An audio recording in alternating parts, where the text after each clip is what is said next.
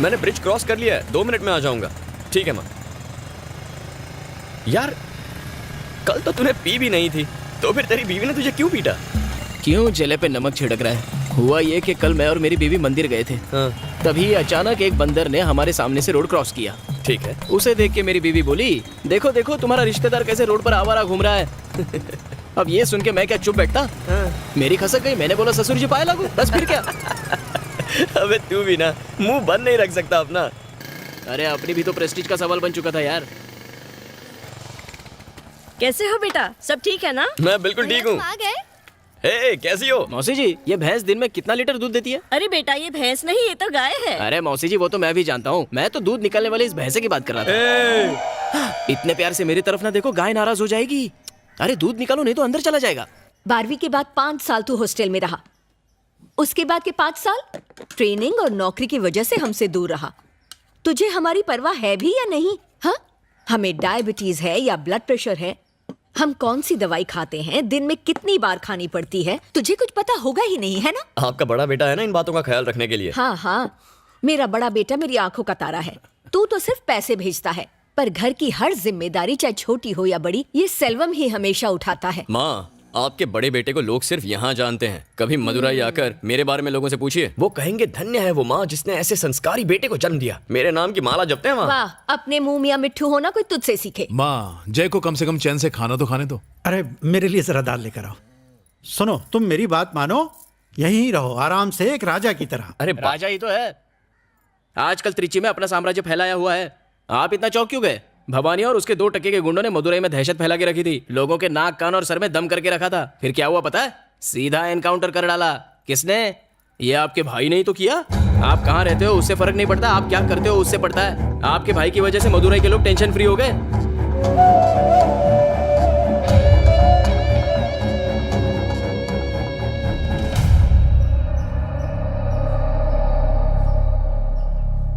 मेरे दादा रामास्वामी एक फ्रीडम फाइटर थे। उन्हें 4 बार मिनिस्टर बनाया गया था। एकदम ईमानदार और नेक आदमी थे। पुलिस स्टेशन में तुमने मेरा नाम क्यों लिया? इसलिए क्योंकि परम मेरा अच्छा दोस्त है, उसे छुड़ाने के लिए। नाम कमाने में इंसान को सालों लग जाते हैं, पर उसी को मिट्टी में मिलाने के लिए 1 मिनट भी नहीं लगता। मुझे माफ कर दीजिए पिताजी, आज के बाद मैं अपने मतलब के लिए कभी आपका नाम इस्तेमाल नहीं करूंगा। उसके बाद से मेरे पापा ने खुद को पॉलिटिक्स से दूर रखने का फैसला किया। मेरे दादा के गुजर जाने के बाद कई पॉलिटिशियंस ने मेरे पापा को उन्हें सपोर्ट करने को कहा, पर उन्होंने मना कर दिया। क्या मैं बाहर वाला हूँ जीजाजी? आपके पिताजी के बाद क्या हम में से कोई पॉलिटिक्स में नहीं जाएगा? मुझे माफ करना चिन्ना, मैंने अपने पिता से वादा किया था कि मैं पॉलिटिक्स में कभी नहीं जाऊंगा।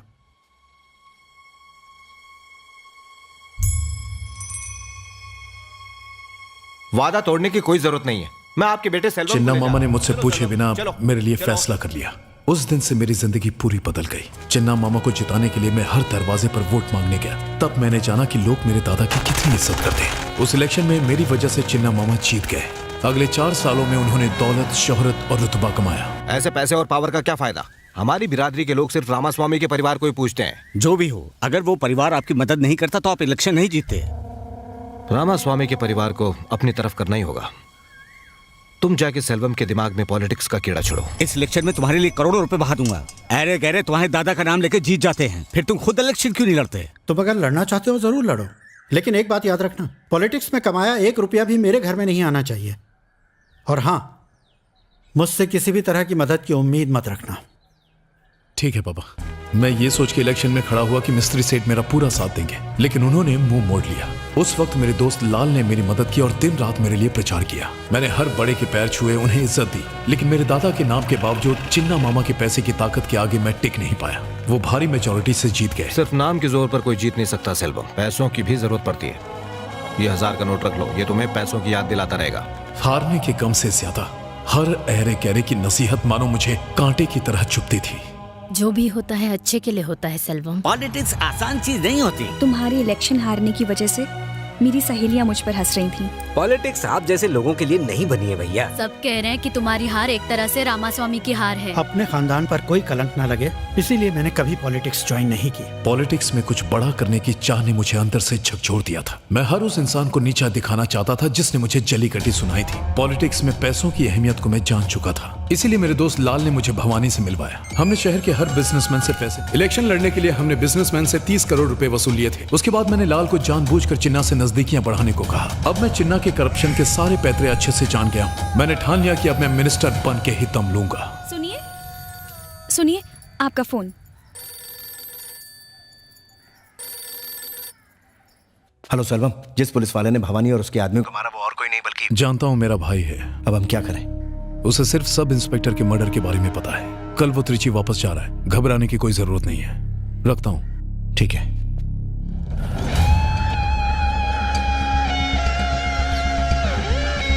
पुलिस एक बार फिर से सवालों के घेरे में आ गई है। सर। आओ एसीपी जय, हमें लगा भवानी की मौत के बाद सब कुछ ठीक हो जाएगा, लेकिन हमारा सोचना गलत था। मेरा दोस्त उनका शिकार बन गया। सुनो जय सर, मैं चाहता हूं तुम इस केस को ऑफिशियली हैंडल करो। Yes sir.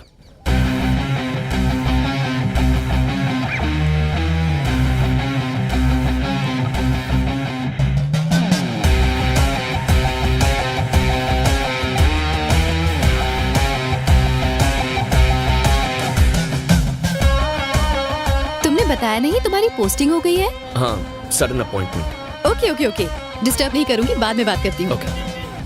और फर्स्ट मूव, शहर के टॉप बिजनेसमैन के साथ मीटिंग करनी होगी। ये मीटिंग अरेंज कीजिए। मैं जयंत स्वामी हूं, असिस्टेंट कमिश्नर ऑफ पुलिस। इस केस को अब मैं हैंडल कर रहा हूं। आप लोगों का डर ही उन लोगों की ताकत है। पिछले हफ्ते मिस्टर रत्नाकर के मर्डर के बाद हमने जाना कि भवानी के ऊपर कोई मास्टरमाइंड है। आई एम गेसिंग जल्द ही आप सबको धमकी भरे फोन आएंगे। डरने की जरूरत नहीं, प्लीज इन्फॉर्म मी। पुलिस को बताया था इसलिए रत्नाकर मारा गया। क्या गारंटी है कि हम नहीं मारे जाएंगे? आपको बचाने के लिए हमने अपना एसआई नहीं खोया। आपकी सेफ्टी हमारे लिए सबसे जरूरी है, ये बात ध्यान में रखिए। हमारे पास उन्हें पकड़ने का एक ही जरिया है, आप लोग। आपके सपोर्ट के बिना हम उन्हें नहीं पकड़ सकते। Please cooperate with us. Hey Selvam, तूने बोला था तेरा भाई हमारे मामलों में टांग नहीं अड़ाएगा। वो तो हमारे पीछे ही पड़ गया है। हम सब फंस जाएंगे। एक काम कर सेल्वम, सबसे पहले उसको ठोक। भाई ऐसा मत कीजिए भाई। तू क्या बक रहा है बे? भाई एक मामूली एसआई को मारा तो पूरी पुलिस फोर्स हमारे खिलाफ हो गई। सोचो अगर एक एसीपी को मारेंगे तो हमारे साथ क्या हो सकता है। रिस्क बहुत बड़ा है भाई। सुनिए, आते वक्त चिंटू के लिए केक लेते आइए। हाँ लो, पापा से बात करो। पापा मेरे लिए केक लाओ ना। बेटा, दोपहर को जब मैं घर आऊंगा तो लेते हुए आऊंगा, ठीक है ना? बाय बेटा। मेरी बात सुन सेल्वम। सुन लाल, 6 महीने बाद इलेक्शन है। तब तक बिजनेसमैन से जितना माल वसूल सकते हैं वसूलेंगे। इससे पहले कि मेरे भाई को पता चले, हम काम को खत्म कर देंगे। हाँ बोलिए। क्या सर, पुलिस मीटिंग करने जा रहे हैं? आप कौन? वही जिसने 5 बड़े बिजनेसमैन की लाशों को ब्रिज के नीचे सड़ने के लिए छोड़ दिया था। जल्दी से 2 करोड़ का इंतजाम करो, नहीं तो तुम्हारी लाश भी ब्रिज के नीचे सड़ते हुए मिलेगी। सर मेरी मानो तो इस बारे में पुलिस को बता दो। जरा ये सोचो, पुलिस मीटिंग से निकलते ही हमें उन बदमाशों का फोन आ गया। उनका कोई आदमी तो पुलिस में बैठा है। कहना क्या चाहते हो? हम क्या करें? फोन आते साथ हम अपनी मेहनत की कमाई उनके हाथ में रख दे। मेरे पास एक अच्छा आइडिया है। बताइए। इस शहर के बाहर मैं एक बड़े भाई को जानता हूँ। उसका नाम भी मदुराई के भवानी भाई जितना ही बड़ा है। अगर उससे मदद मांगे तो वो हमारा पीछा इनसे छुड़वा सकता है। सर, उनकी तो जवान बेटियां हैं, क्यों मुसीबत मोल ले रहे हैं? मुझे लगता है आपको पैसे दे देने चाहिए। रिस्क मत लीजिए, जान से बढ़कर कुछ नहीं है। चलिए।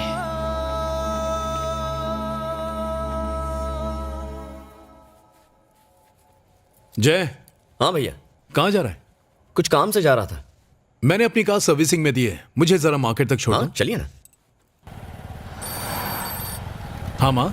तुम्हारे पापा की दवाइयाँ खत्म हो रही हैं, लौटते वक्त लेकर आ जाओगे? ठीक है माँ। इतनी रात को कहाँ जा रहा है? एक बिजनेसमैन किडनैपिंग केस में पैसे की लेन देन होने वाली है, वही इन्वेस्टिगेट करने जा रहा हूँ।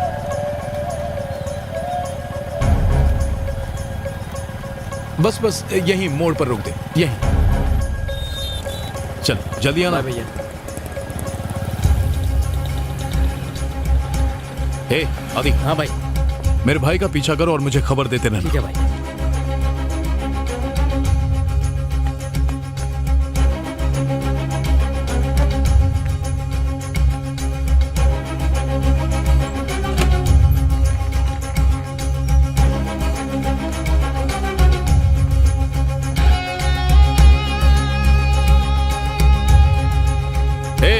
लाल, आज की मीटिंग कैंसिल कर दे।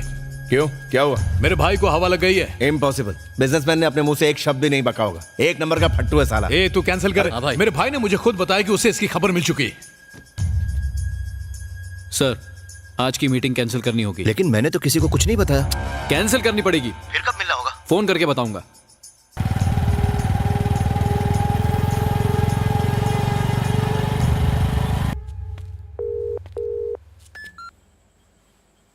कहाँ है वो? रेसिडेंसी होटल एक लड़की के साथ है। कहाँ? रेसिडेंसी? हाँ भाई। कहो तो वीडियो शूट कर लूं। पागल है क्या? वापस आ। ठीक है भाई। काफी पहले तुमसे कहना चाहता था, सोचा बाद में बता दूंगा। क्या हुआ सेल्वम? तेरा भाई तुझे टोपी पहना के कहीं और चला गया? हाँ, लड़की से मिलने जा रहा है तो क्या मुझे सच बताएगा? ए, उस मनोज सेठ से कल की मीटिंग फिक्स कर ले। ठीक है भाई। खाली फोकट टेंशन दे दिया। गुंडा था तब आवारा कुत्ते जैसे छू छू भागो यहाँ से करती थी। जैसे ही पता चला पुलिस वाला है, पालतू पपी की तरह गले लगा लिया। ये कुत्ता पहले घाट का था, अब उसके घर का हो गया है। सौम्या, मैं मत कर ज्यादा फ्लर्ट, वरना दिमाग में भर जाएगी डर्ट और कुछ दिन बाद तेरा दिल हो जाएगा हर्ट। अगर कर दी तूने अपनी लिमिट क्रॉस तो कर दूंगा तुझे out on a full toss. बेचारे की थोड़ी फैमिली प्रॉब्लम है। खोना दे तू अपना होश, बड़ी पते की बात बोल रहा हूँ मैं तुझे, जरा ध्यान से सोच। सौम्या, सौम्या, बोलो ना। बुरा तो नहीं मानोगी ना? नहीं मानूंगी, तुम बोल दो। जरा पास आओ ना।